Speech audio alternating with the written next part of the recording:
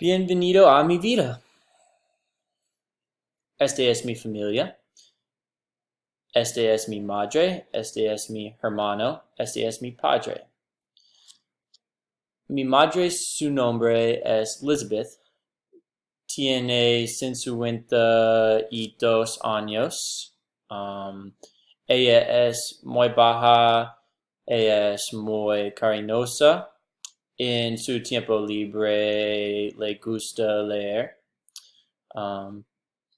Mi hermano, su nombre es Thomas. Tiene 18 años. Él es torpe y muy travieso, muy travieso. En su tiempo libre le gusta fiesta mucho. Mi padre, su nombre es Gordon. Tiene 59 años. Él le gusta beber en su tiempo libre.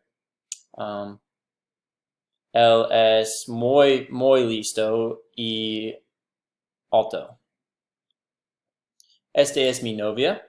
Mi novia, su nombre es Shelby. Shelby es muy, muy bonita, muy bonita. Ella es muy divertida y cariñosa. En su tiempo libre le gusta correr y comer en restaurante diferente conmigo. Este es mi amigo mujer. Él es nombre Gideon.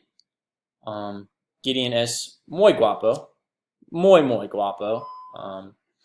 En su tiempo libre le gusta beber cerveza mucho.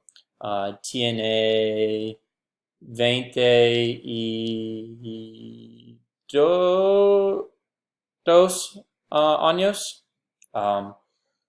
Él es muy baja, muy. Este es mi perro y mi amigo. Su nombre Clyde. Tiene 4 años. Es muy divertido.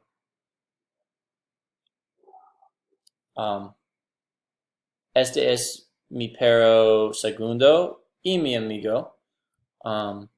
Su nombre Oso en español y Bear en inglés. Tiene 14 años. Es muy viejo, pero muy divertido. Gracias.